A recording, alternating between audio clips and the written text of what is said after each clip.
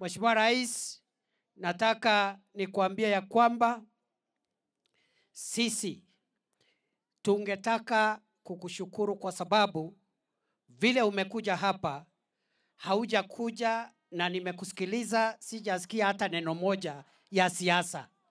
Umesema mambo ya majani chai, umesema mambo ya barabara, umesema mambo ya stima, umesema mambo ya masoko, umesema mambo ya TVET na mambo ya ICT hubs.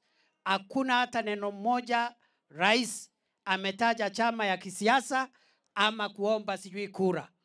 Na amesema yeye mwenyewe ako tayari kutufanyia kazi ikifika 2027 tusahihishe mtihani, kama atakuwa amepita aendelee.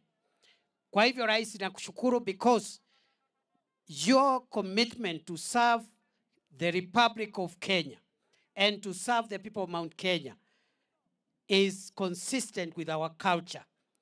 Na hii siasa, Mheshimiwa Rais, mwanzilishi wa taifa la Kenya, Mzee Jomo Kenyatta, alitoka hii county na ndiye alitufanya tuwe watu wa kufanya kazi na watu wa bidii, na akatusema kila mtu amke aende kwa shamba. Vile vile akakuja Mheshimiwa Mwai Kibaki ambaye pia alitoka maeneo haya. Mheshimiwa Kibaki akatufundisha ya kwamba fanyia wananchi kazi, mambo ya siasa ngojea kampeni. Kweli ama si kweli? Akaachia Mheshimiwa Uhuru Kenyatta ambaye pia alitoka kaunti hii. Mheshimiwa Uhuru Kenyatta akatufanyia kazi nzuri kwa miaka 10 na tunampongeza. Leo hii Rais William Ruto amekuja hapa ili kuhakikisha kwamba mambo ambayo yalianzishwa na watangulizi wake marais inakamilika. Sana sana miradi ambayo ilikuwa imeanzishwa na rais mstaafu Uhuru Muigai Kenyatta.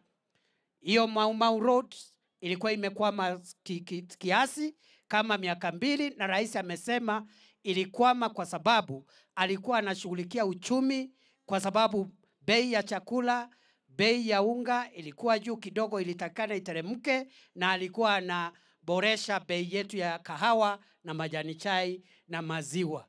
Na kwa sababu sasa amedhibiti uchumi, sasa ni wakati wa wera, na ameahidi ya kwamba zile project zote za barabara zilizoanzishwa wakati Uhuru Muigai Kenyatta alikuwa rais na makamu wake akiwa William Ruto, Rais William Ruto atakamilisha.